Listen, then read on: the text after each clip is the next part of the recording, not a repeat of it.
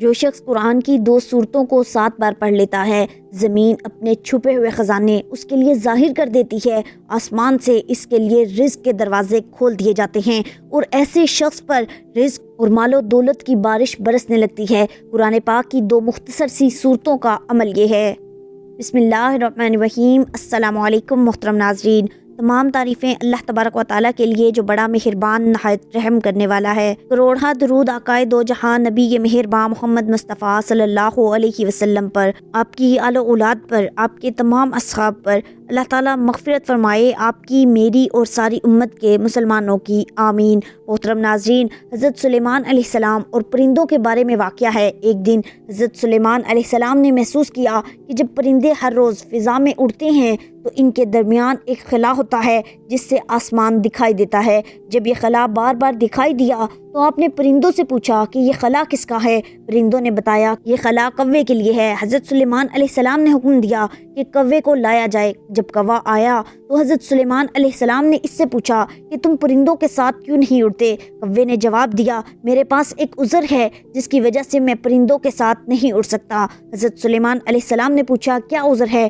کوا بولا، میرا باپ بوڑھا ہو چکا ہے، اس کی عمر 500 سال ہے، وہ حرکت نہیں کر سکتا اور اس کے پر بھی جھڑ چکے ہیں، وہ کسی کام کا نہیں رہا، اور جب پرندے اڑتے ہیں تو میں اپنے پروں سے اس کو ڈھانپ لیتا ہوں تاکہ شکاری پرندے اسے نہ کھا جائیں۔ حضرت سلیمان علیہ السلام نے حکم دیا کہ کوے کے باپ کو لایا جائے تاکہ یہ دیکھا جائے کہ آیا کوا سچ بول رہا ہے یا جھوٹ۔ جب کوے کے باپ کو لایا گیا تو وہ ویسا ہی تھا جیسا کوے نے بتایا تھا۔ حضرت سلیمان علیہ السلام نے کوے سے کچھ نہیں کہا اور پھر کوے کے باپ سے پوچھا، تمہاری زندگی میں سب سے عجیب بات کیا تھی؟ کوے کے باپ نے جواب دیا، جب میں جوان تھا میں نے ایک شہر دیکھا جس کی دیواریں، دروازے اور ہر چیز سونے کی بنی ہوئی تھی۔ جب میں وہاں اترا تو وہاں کے لوگ مجھے دیکھ کر خوش ہوئے اور مجھے ایک اونٹ تحفے میں دیا جس کا گوشت میں نے اور دوسرے شکاری پرندوں نے کھایا۔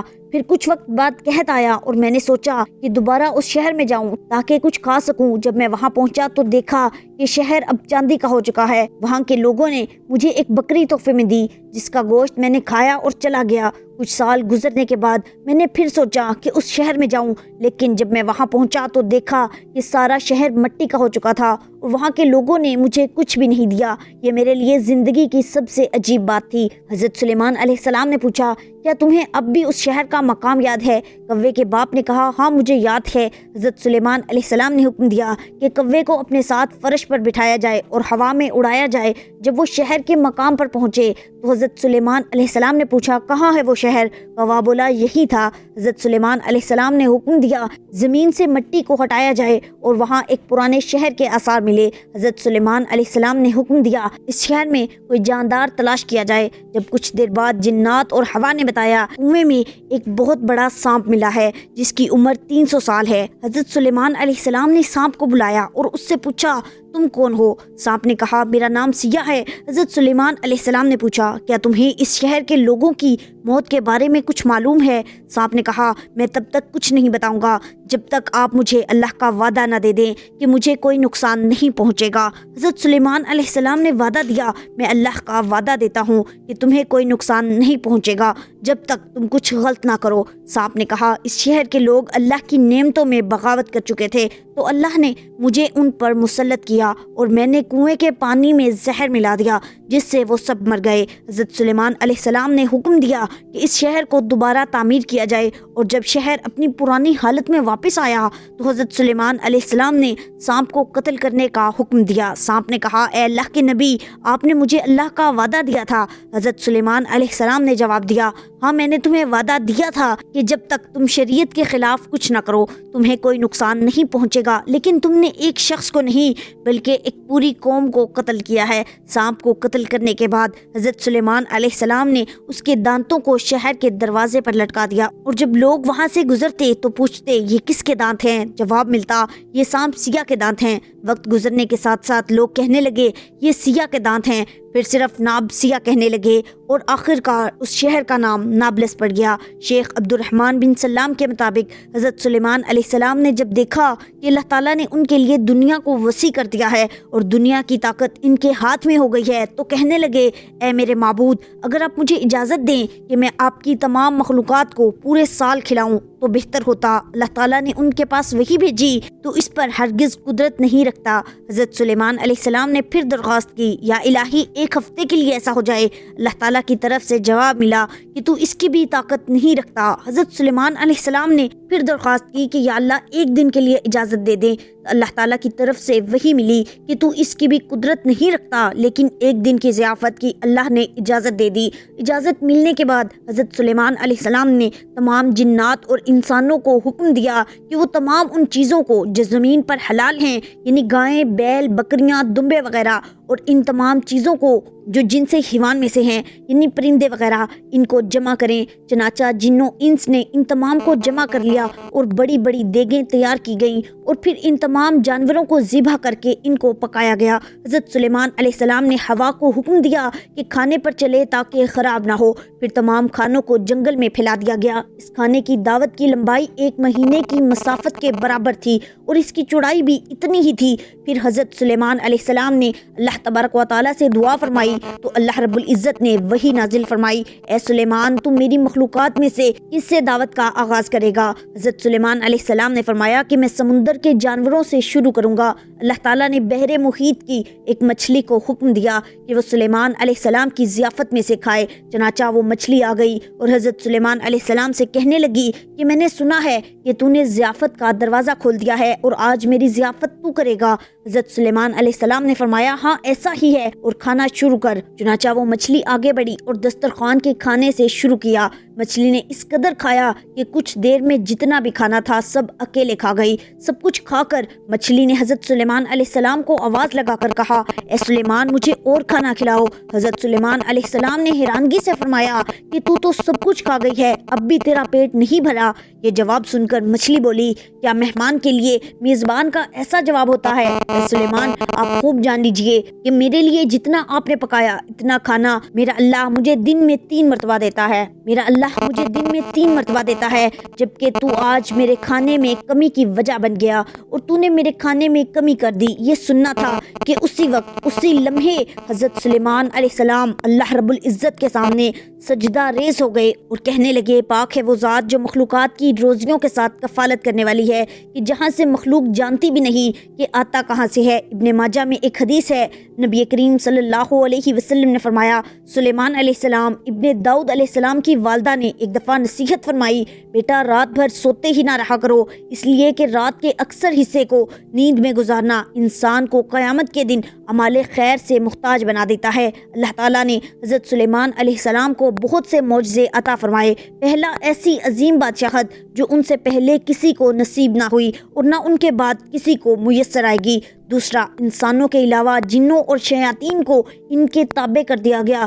تیسرا، ہر طرح کے جانوروں کو نہ صرف آپ علیہ السلام کا فرما بردار کیا بلکہ ان کی بولیاں سمجھنے اور بولنے کی بھی صلاحیت عطا فرمائی۔ چوتھا، ہوا کو مسخر کر دیا کہ آپ علیہ السلام 1 ماہ کی مسافت صبح و شام میں طے کر لیا کرتے تھے۔ پانچواں، ان کے لیے پگھلے ہوئے تانبے کا چشمہ جاری کر دیا۔ قرآن مجید کی 7 سورتوں میں 16 مقامات پر حضرت سلیمان علیہ السلام کا تذکرہ ہے۔ حضرت سلیمان علیہ السلام کو اللہ تعالیٰ نے علم و حکمت، فہم و فراست، فطانت و ذہانت اور بے پناہ قوت فیصلہ سے نوازا تھا۔ ایک مرتبہ حضرت داؤد علیہ السلام کے دربار میں 2 افراد ایک مقدمہ لے کر حاضر ہوئے۔ ان میں ایک بکری والا اور دوسرا کسان تھا۔ کسان نے دعویٰ کیا کہ اس شخص کی بکریوں نے میرے کھیت میں گھس کر اسے تباہ و برباد کر ڈالا ہے۔ حضرت داؤد علیہ السلام نے اپنے علم و تجربے کے پیش نظر فیصلہ دیا کہ کھیتی کا نقصان بکریوں کے ریوڑ کی قیمت کے برابر ہے، لہٰذا بکریوں کا پورا ریوڑ بطور تاوان مدعی کو دے دیا جائے۔ فریقین عدالت سے باہر نکلے تو دروازے پر نوعمر حضرت سلیمان علیہ السلام سے ملاقات ہو گئی۔ انہوں نے مقدمے کے بارے میں دریافت کیا اور فیصلہ سن کر دونوں کو لے کر والد محترم کی خدمت میں حاضر ہوئے اور گزارش کی، اگر اجازت ہو تو اس فیصلے سے متعلق اپنی رائے پیش کروں۔ اجازت ملنے پر حضرت سلیمان علیہ السلام بولے، آپ علیہ السلام بکریاں تو کھیت والے کو دے دیں تاکہ وہ ان سے فائدہ اٹھاتا رہے، اور کھیت کی زمین بکریوں والے کے سپرد کر دیں تاکہ وہ اس میں کاشت کر کے کھیت کو اسی حالت میں لے آئے جیسا بکریوں کے چرنے سے پہلے تھا، پھر کھیت واپس کسان کو دے دیں اور بکریاں بکری والے کو۔ حضرت داؤد علیہ السلام کو یہ فیصلہ بہت پسند آیا۔ قرآن کریم میں ارشاد باری ہے، اور داؤد علیہ السلام اور سلیمان علیہ السلام کو یاد کیجئے کہ جب وہ کھیت کے معاملے میں فیصلہ کر رہے تھے، کچھ لوگوں کی بکریاں رات کو چر گئیں، روند گئی تھیں، اور ہم ان کے فیصلے میں موجود تھے اور ہم نے اس کا صحیح فیصلہ سلیمان علیہ السلام کو سمجھا دیا۔ سورۃ الانبیاء آیت نمبر 78 تا 79۔ حضرت سلیمان علیہ السلام نے دعا مانگی، اے میرے پروردگار، میری مغفرت فرما اور مجھے ایسی بادشاہت عطا کر جو میرے بعد کسی کو بھی میسر نہ ہو، بے شک تو بڑا عطا فرمانے والا ہے۔ سورہ صاد آیت نمبر 35۔ حضرت سلیمان علیہ السلام کی یہ دعا اللہ کے دین کے غلبے ہی کے لیے تھی، چنانچہ اللہ تبارک و تعالیٰ نے ان کی دعا قبول فرمائی اور انہیں عظیم الشان حکومت عطا فرمائی۔ آپ ہفت اقلیم کے بادشاہ تھے، دنیا کی ہر شے آپ علیہ السلام کی مطیع اور فرما بردار تھی۔ ہوا کو حکم دیتے تو وہ مہینوں کا سفر گھنٹوں میں طے کر دیتی، چرند پرند ہر حکم کے تابع داری کے لیے حاضر ہوتے، سرکش جنات ہر وقت ہاتھ باندھے احکامات کی بجا آوری کے لیے تیار رہتے اور شیاطین زنجیروں میں جکڑے رہتے۔ سورۃ الانبیاء میں ارشاد ہے، اور ہم نے تیز ہوا کو سلیمان علیہ السلام کے تابع کر دیا جو ان کے حکم سے اس ملک میں چلتی تھی جس میں ہم نے برکت دی تھی، یعنی ملک شام، اور ہم ہر چیز سے باخبر ہیں۔ حضرت حسن بصری رحمۃ اللہ علیہ فرماتے ہیں کہ ہوا کے مسخر کرنے کا واقعہ حضرت سلیمان علیہ السلام کے ساتھ اس وقت پیش آیا جب آپ علیہ السلام اپنے لشکری گھوڑوں کے معائنے میں مصروف تھے۔ اسی اثناء میں آپ علیہ السلام کی عصر کی نماز فوت ہو گئی۔ چونکہ اس غفلت کا سبب گھوڑے بنے تھے، لہٰذا انہوں نے اپنے ان خوبصورت اور بیش بہا گھوڑوں کو ذبح کر دیا۔ حضرت سلیمان علیہ السلام جب اپنی سواری کے جانور قربان کر دیے تو اللہ تعالیٰ نے انہیں اس سے بہتر سواری عطا فرما دی، قرطبی، اور ہوا کو مسخر کر دیا۔ حضرت سلیمان علیہ السلام کے ان گھوڑوں کا واقعہ قرآن کریم کی سورہ صاد میں موجود ہے۔ ارشاد باری تعالیٰ ہے، اور ہم نے سلیمان علیہ السلام کے لیے ہوا کو مسخر کر دیا کہ صبح کی منزلیں مہینے بھر کی ہوتی تھی اور شام کی منزل بھی۔ سورہ صبا، یعنی حضرت سلیمان علیہ السلام ماں یعنی سلطنت اور لشکر تخت پر بیٹھ جاتے، اور جدھر آپ علیہ السلام کا حکم ہوتا ہوائیں اسے اتنی رفتار سے لے جاتی کہ ایک مہینے جتنی مسافت صبح سے دوپہر تک کی ایک منزل میں طے ہو جاتی، اور پھر اسی طرح ایک مہینے کی مسافت دوپہر سے رات تک میں، یعنی اس طرح ایک دن میں 2 مہینوں کی مسافت طے ہوتی تھی۔ ابن ابی حاتم نے حضرت سعید بن جبیر رضی اللہ تعالیٰ عنہ سے نقل کیا ہے کہ تخت سلیمانی پر 6 لاکھ کرسیاں رکھی جاتی تھیں، جن پر حضرت سلیمان علیہ السلام کے ساتھ اہل ایمان انسان اور ان کے پیچھے اہل ایمان جنات بیٹھتے تھے۔ پھر پرندوں کو حکم ہوتا تھا کہ وہ تخت پر سایہ کر لیں تاکہ آفتاب کی تپش سے تکلیف نہ ہو۔ ہوا اس عظیم الشان تخت کو اٹھا کر جہاں کا حکم ہوتا تھا وہاں پہنچا دیتی۔ بعض روایات میں ہے کہ اس ہوائی سفر کے وقت پورے راستے حضرت سلیمان علیہ السلام سر جھکائے اللہ کے ذکر و شکر میں مشغول رہتے۔ ابن کثیر، اللہ تعالیٰ نے جنات اور شیاطین کو بھی حضرت سلیمان علیہ السلام کا تابع اور فرما بردار بنا دیا تھا، جو نوکروں اور چاکروں کی طرح آپ علیہ السلام کا ہر حکم بجا لاتے اور آپ علیہ السلام کے لیے سمندر کی تہ سے قیمتی موتی، ہیرے اور جواہرات نکال لاتے۔ حضرت سلیمان علیہ السلام کو بڑی اور خوبصورت عمارتیں بنانے کا شوق تھا، چنانچہ وہ آپ علیہ السلام کے حکم پر شاندار عمارتیں بناتے۔ اگر ان میں سے کوئی سرکشی کرتا تو حضرت سلیمان علیہ السلام اسے سزا دیتے اور زنجیروں میں جکڑ دیتے۔ قرآن کریم میں ارشاد باری تعالیٰ ہے، ہم نے بہت سے شیاطین بھی ان کے تابع کیے تھے جو ان کے فرمان سے غوطے لگاتے تھے اور اس کے سوا بھی بہت سے کام کرتے تھے، اور ان کے نگہبان ہم ہی تھے۔ سورۃ الانبیاء آیت نمبر 82۔ ان جنوں میں بھی 2 طرح کے جنات تھے، ایک تو اہل ایمان تھے جو اپنے نبی علیہ السلام کا ہر حکم مذہبی فریضہ سمجھ کر پورا کرتے تھے، لیکن جو جن کافر تھے انہیں شیاطین کہا گیا ہے۔ وہ اپنے کفر اور سرکشی کے باوجود حضرت سلیمان علیہ السلام کے تابع فرمان تو رہتے، لیکن ان سے نقصان کا بھی اندیشہ تھا، اس لیے اللہ تعالیٰ نے ان کی حفاظت فرمائی۔ سورہ سبا میں ارشاد ہے، جو کوئی ان میں سے ہمارے حکم سے پھرے گا اس کو ہم آگ کا مزہ چکھائیں گے۔ مفسرین کرام فرماتے ہیں کہ اللہ تعالیٰ نے 1000 فرشتہ مقرر فرما دیا تھا جس کے ہاتھ میں آگ کا سونٹا ہوتا، جو جن حضرت سلیمان علیہ السلام کے حکم سے سرتابی کرتا، فرشتہ اسے سونٹا مارتا جس سے وہ جل کر بھسم ہو جاتا۔ فتح القدیر قرآن کریم میں ارشاد باری تعالیٰ ہے، اور ہم نے ان کے لیے تانبے کا چشمہ بہا دیا۔ سورہ سبا اللہ تعالیٰ کی جانب سے حضرت سلیمان علیہ السلام کو عطا کیے گئے معجزات میں سے ایک پگھلے ہوئے تانبے کے وہ چشمے ہیں جن میں جنات بڑی بڑی دیگیں، لگن برتن اور بحری جہاز تیار کیا کرتے تھے۔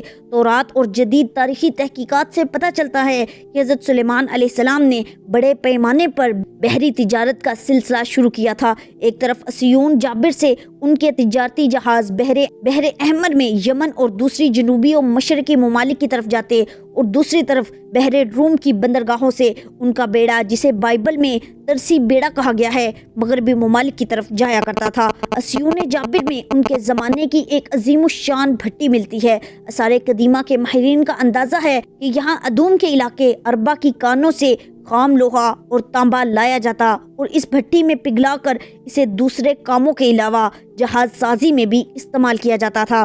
اس سے قرآن مجید کی اس آیت کا مفہوم واضح ہو جاتا ہے جو سورہ سبا میں حضرت سلیمان علیہ السلام کے متعلق آئی ہے کہ اور ہم نے ان کے لیے پگھلی ہوئی دھات کا چشمہ بہا دیا۔ تفہیم القرآن حضرت سعدی رحمۃ اللہ علیہ فرماتے ہیں کہ حضرت سلیمان علیہ السلام کے عہد میں قحط پڑا تو آپ علیہ السلام نے لوگوں کو نماز استسقاء کے لیے نکلنے کا حکم دیا۔ جب نماز پڑھنے میدان میں گئے تو وہاں ایک چیونٹی اپنے قدموں پر کھڑی دعا کر رہی تھی، اے اللہ میں بھی تیری مخلوق ہوں، ہمارا بھی تیرے فضل کے بغیر چارہ نہیں، تو اے اللہ ان پر بارش برسا دے۔ یہ سن کر آپ علیہ السلام واپس آ گئے اور ان لوگوں کو کہا کہ اب بارش ہو جائے گی۔ ایک مرتبہ حضرت سلیمان علیہ السلام نے پرندوں کی حاضری لی تو معلوم ہوا کہ ہدہد غائب ہے۔ بغیر اطلاع غیر حاضر ہونے پر آپ علیہ السلام کو غصہ آ گیا اور فرمایا، اگر ہدہد نے غیر حاضری کی معقول وجہ نہ بتائی تو اسے سخت سزا دوں گا اور ذبح کر دوں گا۔ حضرت عبداللہ ابن عباس رضی اللہ تعالیٰ عنہ سے سوال کیا گیا کہ تمام پرندوں میں سے ہدہد ہی کی تفتیش کی وجہ کیا تھی؟ آپ رضی اللہ تعالیٰ عنہ نے جواباً فرمایا، حضرت سلیمان علیہ السلام نے کسی ایسے مقام پر قیام فرمایا تھا جہاں پانی نہیں تھا۔ اللہ تعالیٰ نے ہدہد کو یہ خاصیت عطا فرمائی ہے کہ وہ زمین کے اندر کی چیزوں اور زمین کے اندر بہنے والے چشموں کو بھی دیکھ لیتا ہے۔ حضرت سلیمان علیہ السلام کا مقصود یہ تھا کہ ہدہد سے معلوم کرے کہ اس میدان میں پانی کتنی گہرائی میں ہے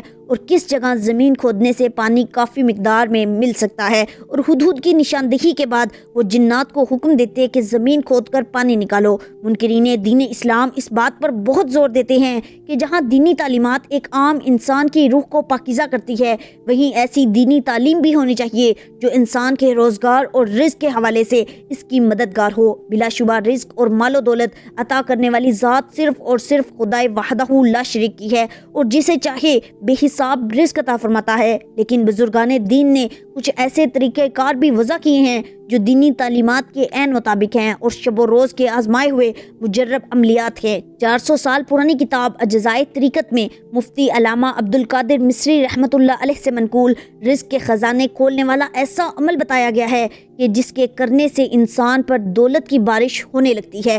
خالصتاً قرآنی عمل ہے اور ہر مرد و عورت چھوٹا اور بڑا بآسانی اس عمل سے مستفید ہو سکتا ہے۔ قرآن پاک کی 2 چھوٹی سورتوں کا عمل ہے اور 7 اللہ کے ایک نام کا ورد ہے۔ محترم ناظرین، عمل میں بتایا گیا ہے کہ ہر روز بلا ناغہ 2 مرتبہ یعنی صبح کی نماز کے بعد اور شام میں عشاء کی نماز کے بعد قرآن کی 2 مختصر سورتیں پڑھنی ہیں۔ پہلی سورت سورہ فاتحہ ہے، اس کو 7 بار پڑھنا ہے، اور دوسری سورت سورہ علم نشرہ ہے، اس کو بھی 7 مرتبہ ہی پڑھنا ہے۔ ان دونوں سورتوں کو 7 بار پڑھ کر اللہ کا ایک نام یا رزاق 313 مرتبہ پڑھنا ہے۔ اول و آخر درود پاک پڑھیں اور اس عمل کو اپنی زندگی میں شامل کر لیں، روزانہ کا معمول بنا لیں اور بلا ناغہ اس وظیفے کو کریں تو انشاءاللہ رزق اور دولت کے دروازے آپ پر کھل جائیں گے۔ انشاءاللہ اس عمل کی برکت سے زمین اپنے چھپے ہوئے خزانے ظاہر کرنے لگتی ہے اور پڑھنے والے کے لیے آسمان سے رزق کے دروازے کھول دیے جاتے ہیں۔ ایسا شخص جو یہ عمل کرتا ہے اس پر رزق کی بارش ہونے لگتی ہے۔ مفتی علامہ عبدالقادر مصری رحمۃ اللہ علیہ نے بہت سے واقعات کا ذکر بھی کیا ہے جن پر اس وظیفے کے برکت کے سبب اللہ کی رحمتیں اور برکتیں نازل ہونے لگتی ہیں۔ یہاں اختصار سے بتانا مقصد ہے کہ بیش بہا اور وافر مال و دولت حاصل کرنے کا بیش قیمتی عمل ہے، اسے اپنی روزمرہ زندگی میں ضرور بالضرور شامل کریں اور اپنی آنکھوں سے اس کے اثرات رونما ہوتے ہوئے دیکھیں۔ اللہ تبارک و تعالیٰ سے دعا ہے کہ نیکی کی بات کو سننے، سمجھنے اور اس پر عمل کرنے کی توفیق عطا فرمائے۔ میرا سنانا اور آپ کا سننا اپنی بارگاہ میں قبول و منظور فرمائے اور ہمیں اس وظیفے پر پابندی سے عمل کرنے کی توفیق عطا فرمائے اور ہمیں اپنی نعمتیں اور رحمتیں اور برکتیں لوٹنا نصیب فرمائے۔ اللہ تعالیٰ ہمیں پکی اور سچی توبہ کرنے کی توفیق عطا فرمائے۔ اللہ تعالی ہمیں ان خوش نصیبوں میں شامل فرمائے جن کی توبہ کو اپنے فضل و کرم سے قبول فرماتا ہے، ان کے گناہوں کو اپنے فضل و کرم اور رحمت سے نیکیوں میں تبدیل کرتا ہے۔ آمین یا رب العالمین۔ محترم ناظرین، امید کرتی ہوں آپ کو آج کی ویڈیو پسند آئی ہوگی۔ ویڈیو اچھی لگی تو اسے لائک اور شیئر ضرور کیجئے، اور کمنٹ باکس میں اللہ تعالیٰ کے 99 ناموں میں سے ایک نام ضرور ٹائپ کریں۔ ملتے ہیں اگلی ویڈیو میں، تب تک کے لیے اللہ نگہبان۔